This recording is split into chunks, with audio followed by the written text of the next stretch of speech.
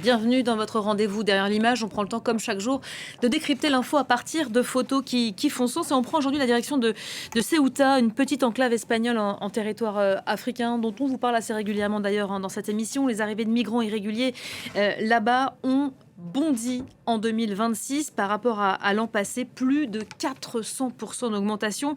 Pour qu'on comprenne bien la situation, on accueille en plateau l'équipe d'Info Migrants, Leslie Carretero et Charlotte Auberti. Bonjour à toutes les deux. Une Bonjour. chronique donc à quatre mains, je sais compter, ça va. Vous êtes venus avec un cliché, on va regarder l'image, c'est la tradition. Expliquez-nous ce que l'on voit et ce que cela nous raconte surtout. Oui, alors ce qu'on voit, je ne sais pas où il est, c'est la barrière entre le Maroc et Ceuta.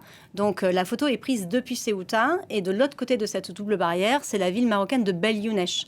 Alors pour bien comprendre, Ceuta, c'est donc un caillou de 19 km², c'est une enclave tout au nord du Maroc. C'est avec Melilla, l'une des deux seules frontières de l'Union européenne en Afrique. Et comme on peut le voir sur ce cliché, c'est une zone extrêmement militarisée, ultra sécurisée, protégée donc par cette barrière qui court tout le long des 8 km de la frontière, qui est même, c'est même assez étouffant quand on est à Ceuta. On est vraiment encerclé par cette barrière, on ne peut pas la rater. À certains endroits, elle atteint 12 mètres de haut, elle est équipée de caméras, il y a des policiers qui patrouillent au pied de cette barrière. Il y a aussi une surveillance en mer. Il y a des vedettes de la police espagnole et marocaine qui patrouillent la zone constamment. Bref, Ceuta, c'est une véritable forteresse. Et pourtant, certains migrants parviennent à franchir cette barrière. Comment font-ils ? Comme vous l'imaginez, c'est très compliqué de parvenir à franchir cette double clôture. On a rencontré Kabiru quand on était à Ceuta.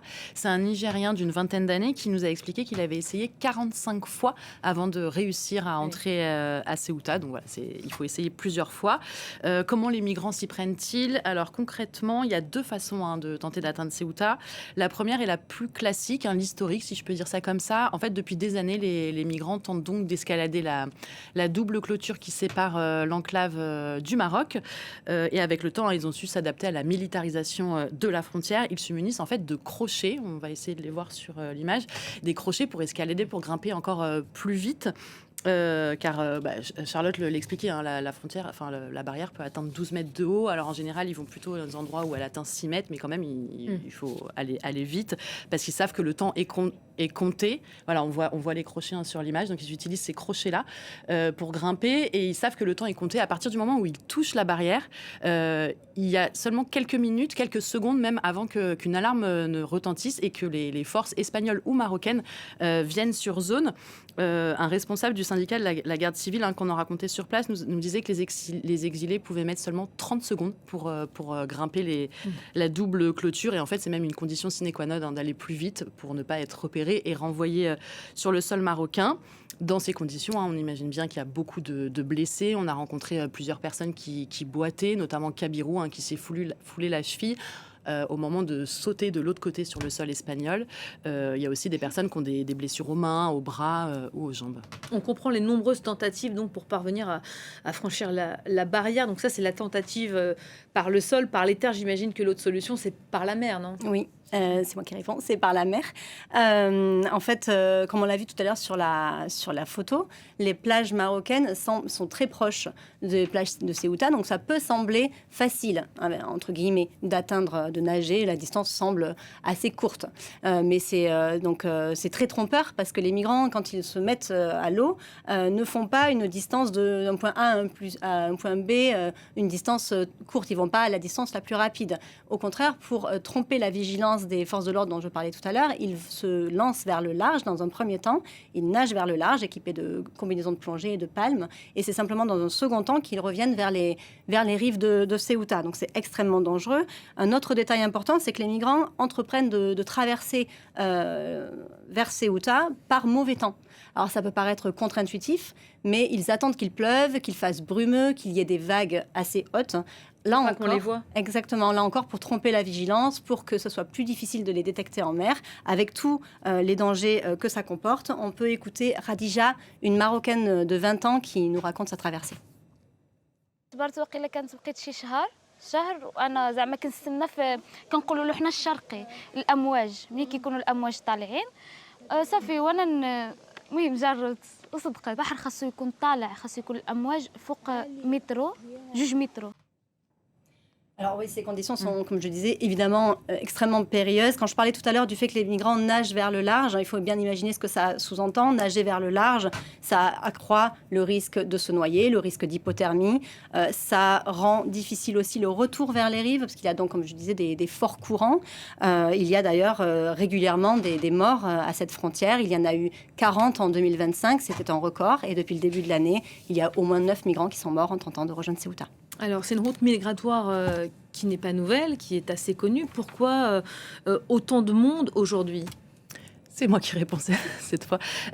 Oui, alors comme vous le dites, les arrivées à Ceuta ont explosé cette année. On compte déjà plus de 1800 migrants qui sont parvenus à atteindre l'enclave. C'est donc, comme vous le disiez au début, c'est 400% de plus qu'en 2025 à la même période. Alors comment expliquer cette hausse ? Il y a d'abord ce qu'on appelle les phénomènes des vases communicants sur les routes migratoires. Comme souvent, quand une route se ferme, une autre s'ouvre, les migrants s'adaptent. Là, en l'occurrence, c'est la route migratoire via les Canaries qui s'est considérablement tarie cette année. Les nombreux accords signés entre l'Espagne et les pays d'Afrique de l'Ouest ont en fait eu pour effet de renforcer les contrôles et d'augmenter les interceptions dans l'Atlantique. Les autorités espagnoles enregistrent une baisse de 82% des arrivées aux Canaries, alors que c'était la principale route vers l'Espagne ces dernières années. Les flux migratoires se sont donc déplacés et Ceuta est devenue, en ce début d'année, la première porte d'entrée des migrants irréguliers vers l'Espagne. Oui, mais c'est important de préciser que c'est pas nouveau. Ça fait des années que Ceuta a été sur la route, sur le radar des migrants.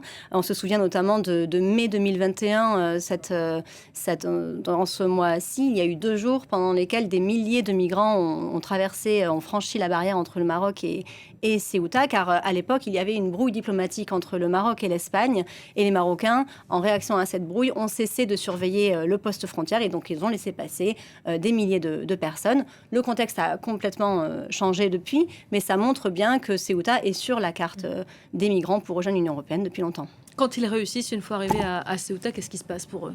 Alors, il y en a certains qui se cachent de peur d'être renvoyés au Maroc. D'autres cherchent de l'aide auprès de personnes qui vivent à Ceuta ou d'ONG. Mais à un moment, ce qui est sûr, c'est qu'ils vont tous se retrouver au CETI. Le CETI, c'est le seul centre d'accueil pour adultes dans l'enclave. Et c'est là, en fait, qu'ils font un rapide entretien, qu'ils déposent leurs empreintes, qu'ils sont soignés s'ils ont des blessures. Et on leur délivre aussi toutes les informations nécessaires auxquelles ils pourraient avoir besoin, notamment sur la demande d'asile. Ce qu'il faut savoir, c'est que les migrants ne restent que 2 à 3 mois à Ceuta. Ceuta, ce n'est pas un lieu de destination, c'est plutôt une étape. Pourquoi seulement une étape ? Tout d'abord parce que l'enclave n'a pas les moyens financiers et matériels pour accueillir et intégrer les exilés. Je rappelle que l'enclave fait 18 km², donc c'est vraiment tout petit. Et la ville autonome est aussi très modeste. Le taux de chômage dépasse les 20%. Mais aussi car le seul centre de Ceuta est souvent saturé. À un moment où on y était mi-mars, il y avait environ 800 migrants dans l'enclave, alors que la capacité est d'environ 500 places. Et début février, on comptait environ 1 millier de personnes qui étaient hébergées dans le centre. La situation était telle que 200 exilés étaient même logés dans le garage du centre. Alors pour désengorger la structure et Ceuta, le gouvernement organise régulièrement des transferts vers le continent en bateau. L'Espagne continentale n'est qu'à 1 heure de traversée. Et il faut juste noter qu'il n'y a aucune expulsion qui est effectuée depuis Ceuta vers les pays d'origine des migrants. Cela ne veut pas dire que les exilés ne seront pas expulsés une fois arrivés sur le continent, mais voilà, rien ne se fait depuis Ceuta. On les voit, on les domine souriants, ces migrants. Pour eux, c'est un moment important, j'imagine, c'est un moment joyeux. Oui, Ceuta, c'est une étape assez joyeuse parce qu'elle représente une réussite, elle représente l'entrée dans l'Union européenne, ce qui est, on les voit à l'écran, ce qui est quelque chose, un projet que certains mûrissent depuis des mois, voire des années. Ça peut être aussi un projet mûri depuis peu de temps. Je m'explique, sur place à Ceuta, on a rencontré beaucoup de personnes qui nous ont dit avoir été influencées par les réseaux sociaux dans leur projet d'atteindre Ceuta. Ils ont vu des vidéos, ils se sont dit, c'est faisable, et plein de personnes y vont, donc ils ont décidé aussi de tenter cette aventure. Bien sûr, ces vidéos, elles font écho à ces personnes, notamment aux personnes marocaines, parce qu'elles font écho aux problèmes structurels que peuvent rencontrer notamment la jeunesse marocaine qui manque de perspectives économiques. Donc ça résonne en eux. sur TikTok, sur Instagram, dans les stories WhatsApp, c'est très fréquent, c'est très facile de tomber sur ces contenus-là de personnes qui montrent leur exploit, l'exploit d'avoir atteint Ceuta. Et quand on était sur place, on est allé dans le port de Ceuta, là où on embarque sur les ferries pour rejoindre l'Espagne continentale. Et ce jour-là, il y avait une quinzaine de migrants subsahariens qui étaient sur le point d'être transférés vers le continent. Et alors, c'était le moment le plus joyeux, on peut dire, pour eux. C'était le moment vraiment qui symbolisait leur départ du continent africain, et ils étaient tous en train de se prendre en selfie, de prendre des photos en selfie, de se filmer dans des poses assez triomphantes pour montrer cette réussite-là à leurs proches, mais aussi à d'autres personnes qui éventuellement voudraient migrer vers Ceuta. On peut écouter un Guinéen qui était sur place ce jour-là. Nos potes qu'on a laissés au Maroc, c'est pourquoi on fait des vidéos pour les donner, pour les motiver, que leur jour va arriver aussi, de se motiver, ne pas laisser tomber. Quand je blague, comme hier, lorsque je célébrais, j'ai posté. Quand il y a des moments difficiles, est-ce que vous postez aussi sur les moments Non. Les moments difficiles, je les casse pour moi. Bon, on comprend bien en écoutant Jeune Homme qui dit seulement une partie de la vérité, il dit pas tout là. Oui, ces vidéos masquent une partie de la réalité, effectivement, puisqu'elles sont là pour montrer la réussite et pour éventuellement encourager d'autres personnes. Mais du coup, de fait, ça occulte tout un pan de la réalité qui est beaucoup moins reluisante à Ceuta, la précarité, le fait que la plupart de ces personnes, que toutes ces personnes sont sans papier et que beaucoup d'entre elles le resteront encore pendant longtemps. Donc c'est en fait un cercle vicieux, ces vidéos.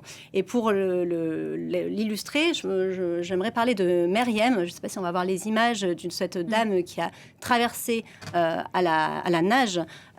Donc depuis Ifnidek au Maroc, elle est avec son fils. Donc c'est une Marocaine de 39 ans qui a traversé avec son fils, Mohamed, de 14 ans.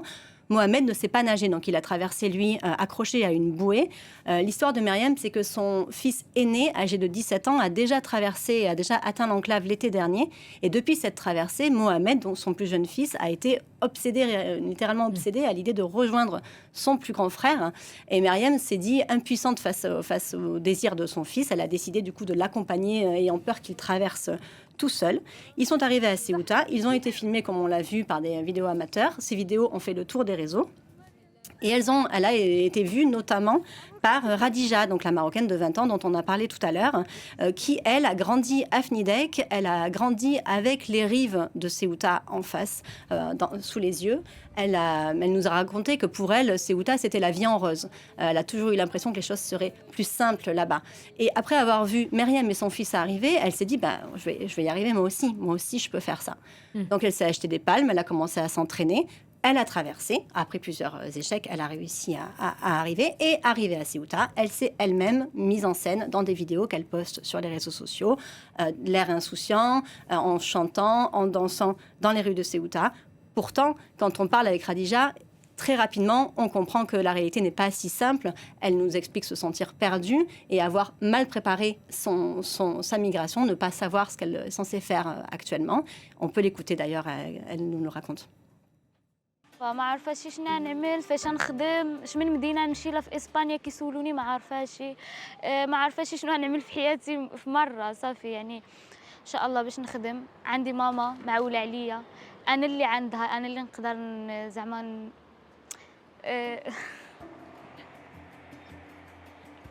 اوكي انا اللي نقدر نعاونها داكشي علاش جيت